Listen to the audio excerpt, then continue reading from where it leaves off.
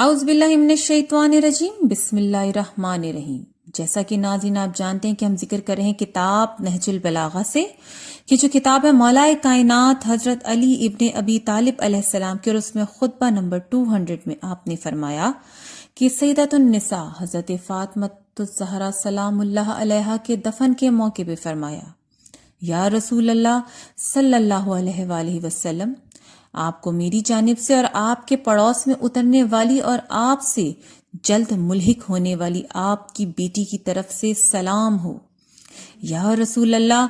آپ کی برگزیدہ بیٹی کی رحلت سے میرا صبر و شکیب جاتا رہا، میری ہمت و توانائی نے ساتھ چھوڑ دیا، لیکن آپ کی مفارقت کے حادثہ عظما اور آپ کی رحلت کے صدمے جانکاہ پر صبر کر لینے کے بعد مجھے اس مصیبت پر بھی صبر و شکیبائی ہی سے کام لینا پڑے گا، جبکہ میں نے اپنے ہاتھوں سے آپ کو قبر کی لحد میں اتارا اور اس عالم میں آپ کی روح نے پرواز کی کہ آپ کا سر میری گردن اور سینے کے درمیان تھا۔ انا للہ و انا الیہ راجعون۔ اب یہ امانت پلٹا لی گئی، گروی رکھی ہوئی چیز چھڑا لی گئی، لیکن میرا غم بے پایا اور میری راتیں بے خواب رہیں گی، یہاں تک کہ خداوند عالم میرے لیے بھی اس گھر کو منتخب کرے کہ جس میں آپ رونق افروز ہیں۔ وہ وقت آ گیا کہ آپ کی بیٹی آپ کو بتائیں کہ کس طرح آپ کی امت نے ان پر ظلم ڈھانے کے لیے ایکا کر لیا۔ آپ ان سے پوری طور پر پوچھیں اور تمام احوال و واردات دریافت کریں۔ یہ ساری مصیبتیں ان پر بیت گئیں، حالانکہ آپ کو گزرے ہوئے کچھ زیادہ عرصہ نہیں ہوا تھا، اور نہ آپ کے تذکروں سے زبانیں بند ہوئی تھیں۔ آپ دونوں پر میرا سلام رخصتی ہو، نہ ایسا سلام جو کسی ملول و دل تنگ کی طرف سے ہوتا ہے۔ اب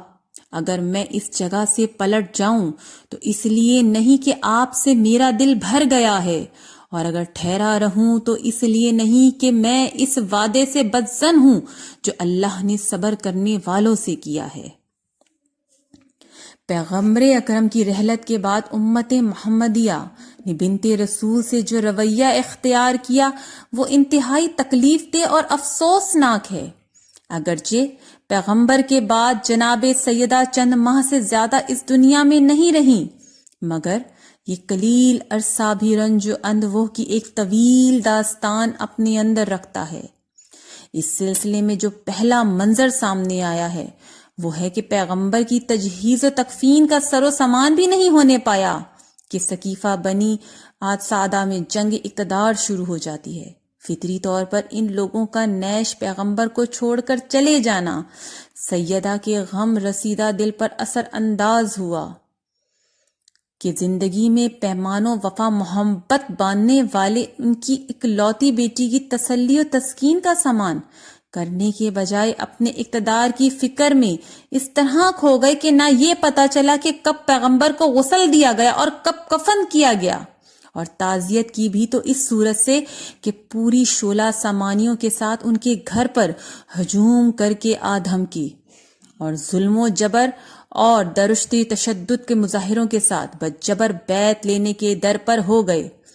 یہ تمام قہر سامانیاں صرف اس لیے تھیں کہ اس گھر کی عظمت کو خاک میں ملا کر رکھ دیا جائے، تاکہ کسی موقع پر یہ کھوئی ہوئی عظمت کو دوبارہ حاصل نہ کر سکے۔ چنانچہ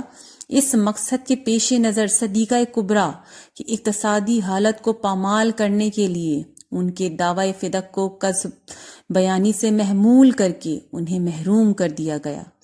جس سے متاثر ہو کر سیدہ نے یہ وصیت فرمائی کہ ان میں کوئی مشاید جنازہ تک نہ کرے۔